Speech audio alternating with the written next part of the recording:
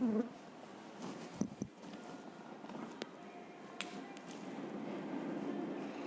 are most welcome to our class। जैसा कि आपने पिछली वीडियोज़ में सेंसेस और क्लॉजेस के बारे में एक बहुत ही बेसिक नॉलेज प्राप्त की, उस वीडियो में आपने जाना कि सेंसेस की प्रक्रिया क्या होती है, क्लॉज क्या होते हैं, क्लॉजेस के समूह कौन कौन से प्रकार के क्लॉज होते हैं, किस प्रकार के क्लॉज को मिला करके किस प्रकार का वाक्य का निर्माण होता है। ये सारी जानकारी आपने पिछली वीडियो में देखी थी और उस वीडियो को और आगे बढ़ाने के लिए उस वीडियो की श्रृंखला में आज हम आपको एक नई वीडियो संबंध में जोड़ने जा रहे हैं। उसी श्रृंखला में आगे बढ़ाने जा रहे हैं एक और नई वीडियो, जिसके माध्यम से आपको और स्पष्ट कर दिया जाएगा कि सिंथेसिस और क्लॉजेस की जो व्याख्या है वो किस प्रकार से और स्पष्ट की जा सकती है। तो देखते हैं, देखिए जैसा कि यहाँ लिखा हुआ है, synthesis forming one simple compound और complex sentence from the given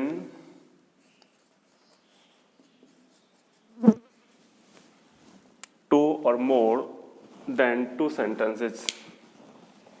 दो या दो से अधिक वाक्यों को मिलाकर के एक सिंपल या कॉम्पाउंड या कॉम्प्लेक्स सेंटेंस बनाने की प्रक्रिया सिंथेसिस के रूप में जानी जाती है।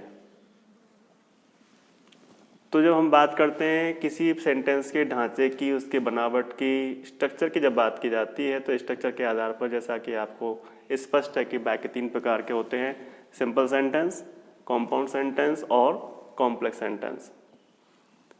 जैसा कि पिछली वीडियो में बताया, सिंपल सेंटेंस का मतलब होता है जैसे फाइनाइट वर्ब एक होती है। कॉम्पाउंड सेंटेंस का मतलब होता है more than one finite verb having two principal clauses और more than two principal clauses. और कॉम्प्लेक्स सेंटेंस की परिभाषा बताई गई थी उस वीडियो में कि इसमें एक प्रिंसिपल होता है और एक या एक से अधिक सबऑर्डिनेट क्लॉजेस होते हैं। तो ये जानकारी हमने उस वीडियो में प्राप्त की थी। अब इसको हम आगे बढ़ाते हुए देखते हैं कि एक श्रृंखला है, एक क्रम, जैसा कि लिखा हुआ है लेटर। लेटर क्या होता है अंग्रेजी में देखें तो स्मॉलेस्ट यूनिट ऑफ राइटिंग, लेखन की सबसे छोटी यूनिट लेटर होती है। उसके बाद जब आगे बढ़ रहे हैं, इसी प्रक्रिया को जब हम आगे बढ़ाते हैं, लेटर के बाद आता है आपका word.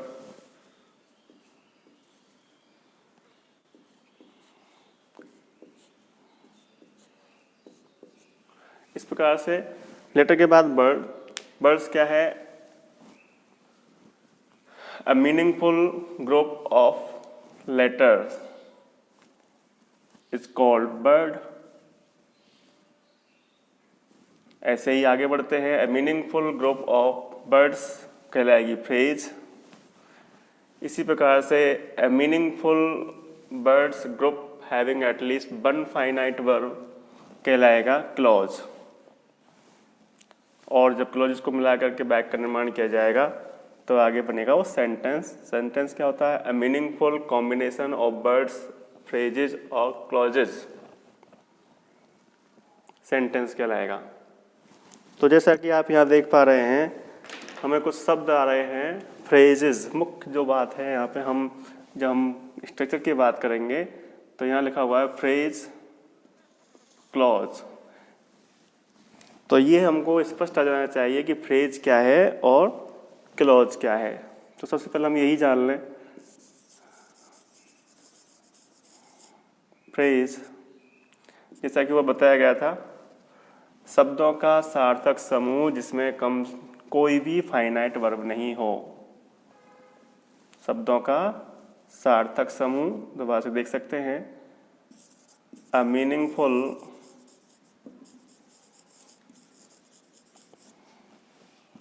combination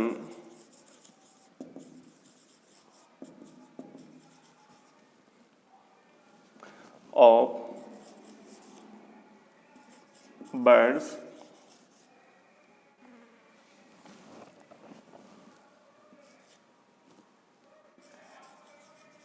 having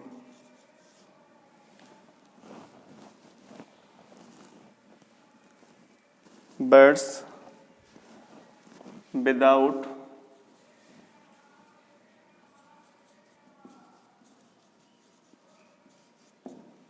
finite verb.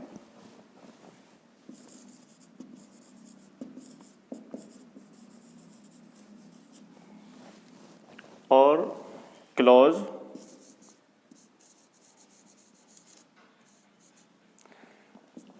और फ्रेज में ज़्यादा अंतर नहीं है। यदि इसमें फाइनाइट वर्ब को लगा दिया जाता है a meaningful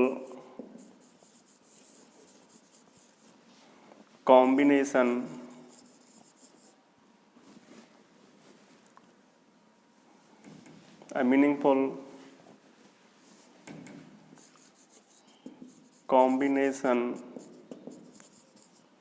of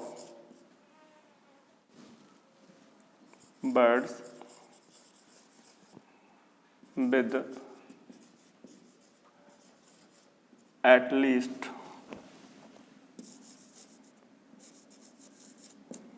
one finite verb.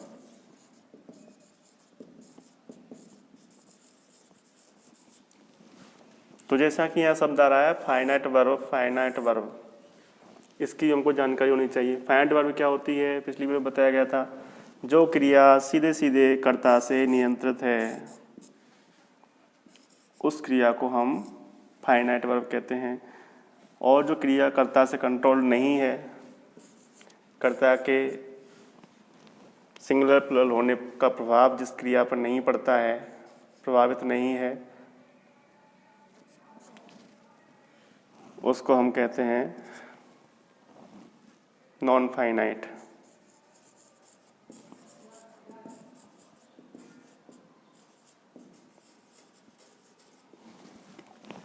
और जो नियंत्रित है उसे कहते हैं फाइनाइट वर्ब। उदाहरण के रूप में देखें, आई want to teach you। तो हम यहाँ देख पा रहे हैं दो क्रिया आ रही है, want और teach। तो आई का प्रभाव कैसे पड़ रहा है want पर, आई के हिसाब से सिंगुलर, आई के हिसाब से विदाउट ऐसे ही ऐसे want आया। दूसरा सेंटेंस में जोड़ने के देख प्रयास करते हैं, ही wants to teach you। तो यहाँ पर ये ही की वजह से wants आया और यहाँ आई की वजह से want आया।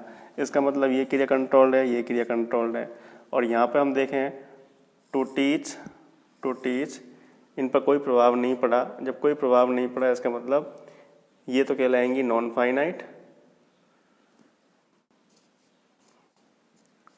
और जिस पर प्रभाव पड़ा वो कहलाएंगी फाइनाइट। तो यहाँ पर दोनों वाक्यों में फाइनाइट वर्ब कौन सी है, वांट है, और non finite verb to teach. तो इस प्रकार से आपने देखा फाइनाइट वर्ब की बहुत ही महत्वपूर्ण भूमिका होती है। यदि फाइनाइट वर्ब दी गई है तो वो क्लॉज है, और फाइनाइट वर्ब आ गई तो क्लॉज बन गया। अब क्लॉज कौन सा है तो ये डिपेंड करेगा कि वो उसका अर्थ संपूर्ण रूप में है, अस्तित्व में है, बिना किसी की हेल्प के, तो वो प्रिंसिपल क्लॉज होगा। और यदि वो नहीं दे रहा अर्थ, संपूर्ण अर्थ नहीं दे पा रहा, अधूरा अर्थ दे पा रहा है, तो वो सबऑर्डिनेट क्लॉज होता है। तो जैसा कि आपने अभी देखा फाइनाइट वर्ब की परिभाषा, फाइनाइट वर्ब होती क्या है, इसी प्रकार से हमें फ्रेज और क्लॉज के आदि में हम अंतर कर लेते हैं। यदि फाइनाइट वर्ब नहीं आ रही है तो वो फ्रेज है, और फाइनाइट वर्ब आ रही है तो वो क्लॉज है। तो हम यहाँ पे देख पा रहे हैं जिस प्रकार से हमने फ्रेज और क्लॉज में एक सामान्य सा अंतर कर लिया। यदि वर्ब फाइनाइट दी गई है उस शब्द समूह में तो वो क्लॉज कहलाएगा, और यदि वर्ब नहीं दी गई है फाइनाइट तो वो फ्रेज कहलाएगी। फिर हमको इनके प्रकार पर चलना है। सामान्य रूप से फ्रेज 4 प्रकार की होती हैं। तो पहली जो हम प्रकार देख पाएंगे वो है नाउन फ्रेज।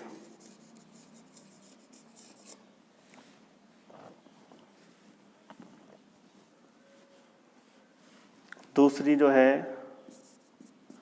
वो है एडजेक्टिव फ्रेज।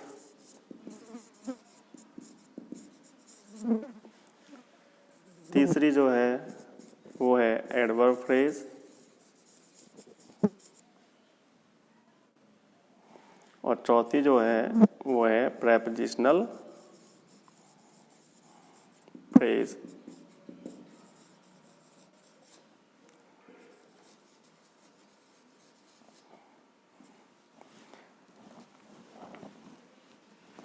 ये फ्रेज की प्रकार हो गए। इसी प्रकार से हम क्लॉज को भी उनके कार्य के रूप में अलग अलग रूप में देखते हैं। यदि कोई क्लॉज नाउन का स्थान लेता है तो उसको हम नाउन क्लॉज कहते हैं।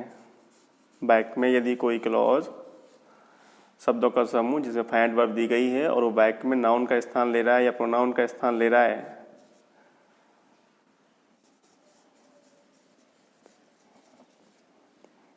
इनको हटा करके इनका स्थान ले रहा है, इसका मतलब वो नाउन क्लॉज होगा।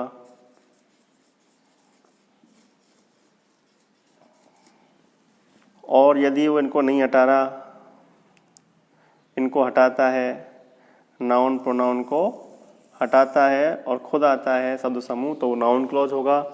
और यदि वह नाउन प्रोनाउन के बाद आता है, नाउन प्रोनाउन के बाद आता है और इन्हीं नाउन प्रोनाउन के बारे में बात करता है, इनके बारे में विशेषता बताता है, इनके बारे में अतिरिक्त जानकारी देता है, तो वो कहलाएगा आपका एडजेक्टिव क्लॉज। और तीसरा जो है वो है आपका एडवर्ब क्लॉज।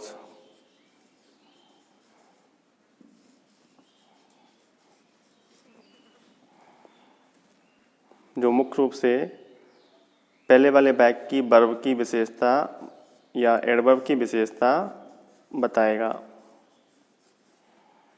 जो पहले वाले वाक्य में दी गई होंगी वर्ब एडवर्ब, उनके बारे में आगे अगले वाले वाक्य में बोलेगा, वो कहलाएगा एडवर्ब क्लॉज।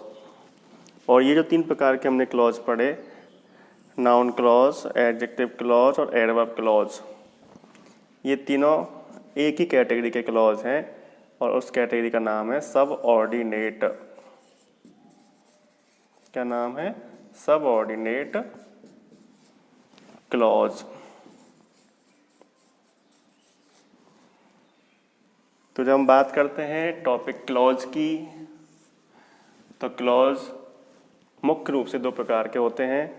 सबऑर्डिनेट, जो कि अपना अर्थ देने के लिए प्रिंसिपल पर निर्भर करता है, उसे कहते हैं सबऑर्डिनेट क्लॉज। और जो अपना अर्थ अपना स्वयं रखता है, अस्तित्व में रखता है, उसे कहते हैं हम प्रिंसिपल क्लॉज।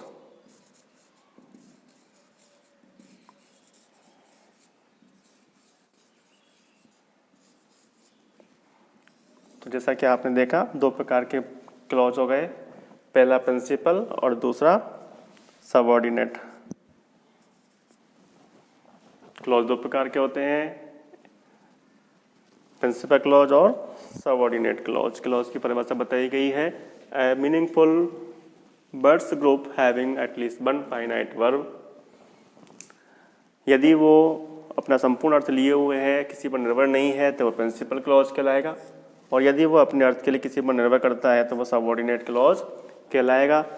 प्रिंसिपल को प्रिंसिपल से जोड़ने का जो काम करेगा, प्रिंसिपल को प्रिंसिपल से जोड़ने का जो काम करेगा, वो कहलाएंगे कोऑर्डिनेटिंग कंजक्शन। क्या कहलाएंगे? Coordinating conjunction.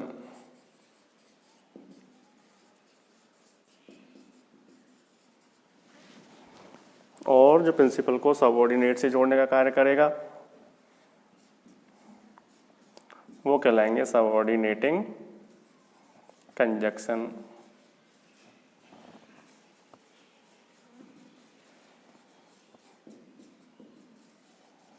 इस प्रकार से दो प्रकार के, मुख्य रूप से दो प्रकार के क्लॉज होते हैं, प्रिंसिपल क्लॉज और सबऑर्डिनेट क्लॉज। जहाँ प्रिंसिपल को प्रिंसिपल के साथ जोड़ा जाता है वहीं निर्माण होता है कॉम्प्लेक्स सेंटेंस का।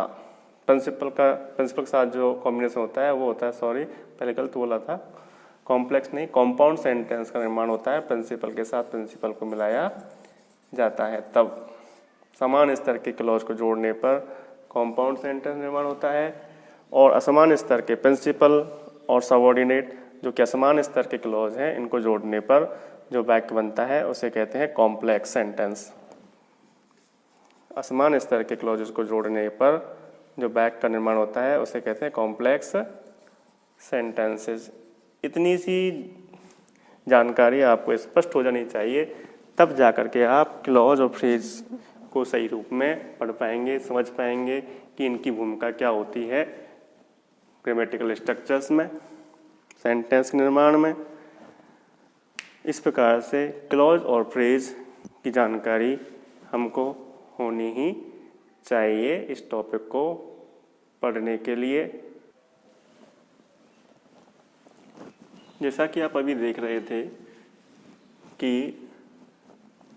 क्लॉज और फ्रेज की बात स्पष्ट हो जानी चाहिए, तभी जाकर के हम कॉम्प्लेक्स कंपाउंड सेंटेंस या सिंपल सेंटेंस की जो रूपरेखा है उसको अच्छी तरह समझ पाएंगे। तो उसके लिए देखिए एक बार, क्लॉज का वर्गीकरण, क्लॉज मुख्य रूप से दो प्रकार के होते हैं, principal clause and subordinate clause. फिर हम देखते हैं इनका कॉम्बिनेशन। प्रिंसिपल को प्रिंसिपल के साथ मिलाया जाएगा तो ये जिस वाक्य का निर्माण करेगा वो वाक्य होगा कंपाउंड सेंटेंस, और सबऑर्डिनेट क्लॉज के साथ में प्रिंसिपल क्लॉज को मिलाया जाएगा तो उसके बाद जिस वाक्य का निर्माण होगा वो वाक्य होगा कॉम्प्लेक्स सेंटेंस। और जब इन क्लॉज को हटा करके, क्लॉज के जो स्ट्रक्चर है उसको हटा करके उसके स्थान पर हम शब्दों का समूह यूज करेंगे लेकिन उसमें फाइनाइट वर्ब नहीं रखेंगे, तो वहाँ पर वो फ्रेज बन जाएंगी और या फिर वो नॉन फाइनाइट वर्ब रह जाएंगी। ऐसी स्थिति में एक फाइनाइट वर्ब के साथ में नॉन फाइनाइट वर्ब का यूज करके या एक फाइनाइट वर्ब के साथ में फ्रेज का यूज करके जिस वाक्य का निर्माण हम करेंगे वो वाक्य जो बनेगा वो वाक्य कहलाएगा आपका सिंपल सेंटेंस। वो वाक्य कहलाएगा आपका सिंपल सेंटेंस। इस बात को स्पष्ट करने के लिए हम उदाहरण देखते हैं। इस उदाहरण से स्पष्ट हो जाएगा कि कौन सा वाक्य किस प्रकार का है और किस क्यों है। तो जैसा कि हम देख पा रहे हैं, Ramesh comma my brother comma teaches Hindi. तो सबसे पहले हम ये देखते हैं इस वाक्य में कि कितनी वर्ब आ रही हैं। तो जैसा कि आपको दिखाई दे रहा है कितनी वर्ब आ रही हैं, ये वर्ब नहीं है, ये वर्ब नहीं है, ये वर्ब नहीं है, टीचेस एकमात्र वर्ब आई है इसमें। और सिंपल सेंटेंस की जो मूल विशेषता है वो क्या है, वो है at least one finite verb, at least one finite verb.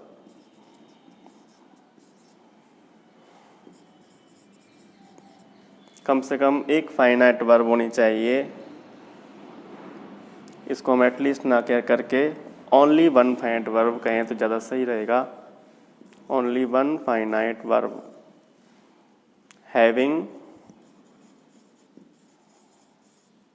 Phrases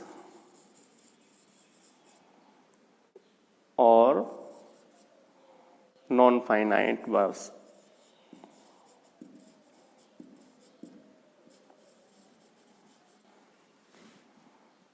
ये सिंपल सेंटेंस की परिभाषा बन चुकी है, जिसमें एक मात्र फाइनाइट वर्ब हो और शेष फ्रेज हो या फिर नॉन फाइनाइट वर्ब्स हो, वो कहलाएगी आपकी सिंपल सेंटेंस। फिर हम आगे चलते हैं, कंपाउंड सेंटेंस क्या होता है, कैसे होता है। तो हम जैसे कि यहाँ देख पा रहे हैं, Ramesh is my brother and he teaches Hindi.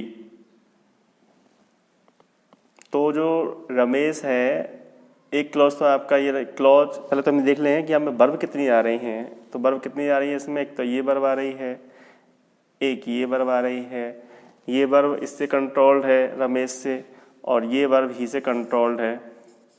इसका मतलब दोनों ही कंट्रोल्ड हैं, दोनों कंट्रोल हैं, इसका मतलब दो फाइनाइट वर्ब हैं, दो फाइनाइट वर्ब हैं, दो क्लॉज हैं। अब हमको ये देखना पड़ेगा कि दोनों क्लॉज किस प्रकार के क्लॉज हैं, कि सबऑर्डिनेट हैं या प्रिंसिपल हैं। तो हम ये देखने के लिए देखेंगे, इनका अर्थ करके देखेंगे। यदि किसी का अर्थ अधूरा लग रहा है, इनकम्प्लीट लग रहा है, तो वो सबऑर्डिनेट क्लॉज होगा, और नहीं लग रहा किसी का भी अर्थ अधूरा तो प्रिंसिपल क्लॉज होगा। तो एक बार देख लेते हैं अलग अलग करके। रमेश इज माई ब्रदर अर्थ करेंगे तो क्या अर्थ हो जाएगा, रमेश मेरा भाई है। दूसरा जो क्लॉज है एंड से जुड़ा हुआ है कंजक्शन से, ही टीचेज हिंदी, वो हिंदी पढ़ाता है, कंप्लीट अर्थ हो गया। दोनों का अर्थ कंप्लीट हो गया, इसका मतलब दोनों प्रिंसिपल क्लॉज हैं, और दोनों प्रिंसिपल क्लॉज हैं तो प्रिंसिपल प्लस प्रिंसिपल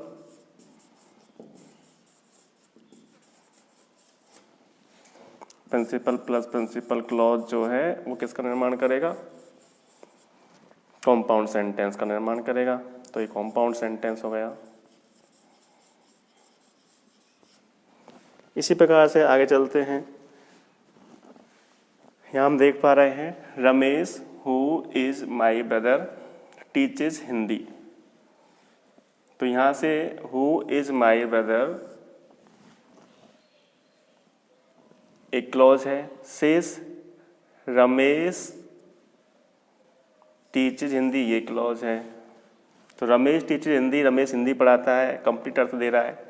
दूसरा जैसे हम इसको अलग करेंगे इससे प्रिंसिपल क्लॉज से, हु इज माई ब्रदर, तो इसका अर्थ बदल जाएगा। यहाँ तो ये सपोर्ट कर रहा है, ये विशेषता बता रहा है। जैसे हम इसको प्रिंसिपल क्लॉज से अलग करेंगे तो ये अपना मूल अर्थ खो देगा, अस्तित्व खो देगा। इसका मतलब ये कौन सा कहलाएगा, सबऑर्डिनेट। अपना अर्थ बदल देगा, मूल अर्थ बदल देगा। तो क्या अर्थ हो जाएगा, हु इज माई ब्रदर, पहली बात तो क्वेश्चन बन जाएगा, फिर क्वेश्चन मार्क करना चाहिए था। ये बनेगा कौन मेरा भाई है, जबकि ऐसा नहीं दे रहा ये अर्थ सेंटेंस में, इसलिए ये क्या है, सबऑर्डिनेट क्लॉज है। और इसको जैसे हम अलग कर रहे थे, रमेश टीचेज हिंदी, रमेश हिंदी पढ़ाता है, कंप्लीट अर्थ दे रहा है, इसका मतलब ये प्रिंसिपल क्लॉज है।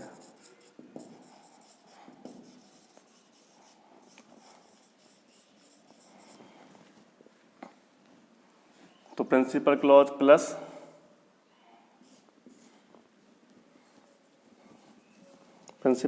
प्लस सबऑर्डिनेट क्लॉज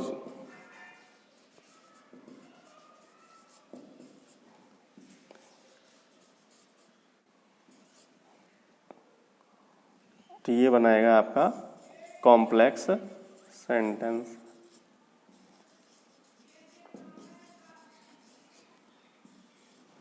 तो हमने इन एक वाक्य के माध्यम से तीनों जो आधार स्ट्रक्चर के आधार पर जो तीन प्रकार के वाक्य होते हैं उनके रूप देखे। इन तीनों वाक्यों का भावार्थ सेम है। अर्थ करेंगे तो इनका तीनों भाव जो वाक्य कॉम्प्लेक्स हो, चाहे कॉम्पाउंड हो, चाहे सिंपल सेंटेंस हो, तीनों की मूल आत्मा एक ही है, बस अंतर है तो बनावट का, स्ट्रक्चर का है। और इसी स्ट्रक्चर के आधार पर हम वाक्यों को मुख्य रूप से तीन भागों में बांटते हैं, सिंपल सेंटेंस, कॉम्पाउंड सेंटेंस और कॉम्प्लेक्स सेंटेंस।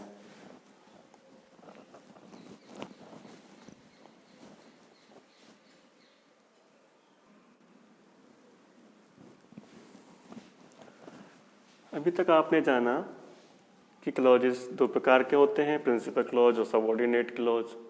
अब हम उन सबऑर्डिनेट क्लॉज के प्रकार पढ़ेंगे कि वो कितने प्रकार के होते हैं सबऑर्डिनेट क्लॉज, और किस प्रकार से होते हैं, किस प्रकार से हम उसकी पहचान करते हैं।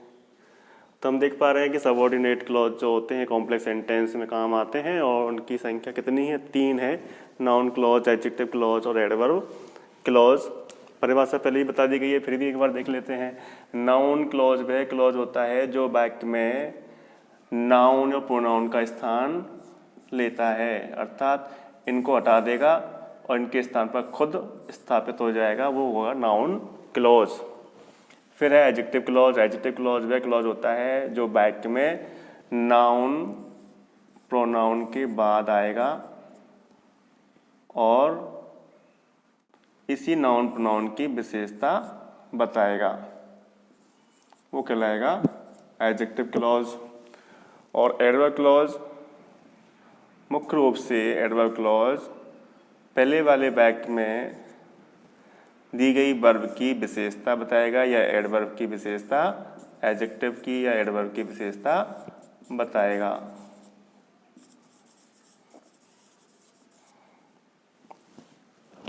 तो वो होगा एडवर्ब क्लॉज।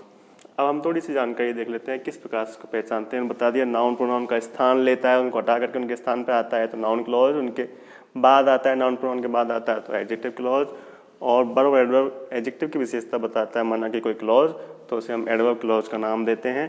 तो हम इन्हीं की पहचान के लिए क्या हम इनको समझ पाए नहीं समझ पाए, इसके लिए हम इन 3-4 वाक्यों को देखते हैं। पहला वाक्य, I know what you know. तो हम यहाँ देख पा रहे हैं आई सब्जेक्ट है, नो वर्ब है, और ये जो क्लॉज आया है पूरा, जैसा कि आप देखिए ये सब्जेक्ट है इसका, और ये वर्ब है, और ये इससे कंट्रोल्ड है, इसका मतलब ये क्लॉज है। अब ये क्लॉज किस रूप में काम कर रहा है तो ये देखना होगा।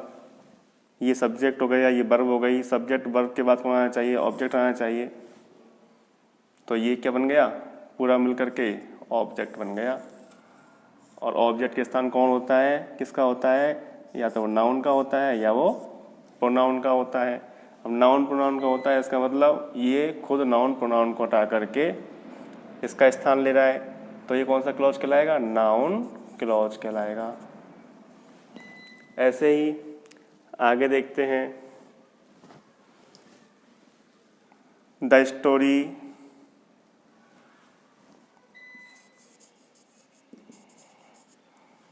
which you narrated in the class।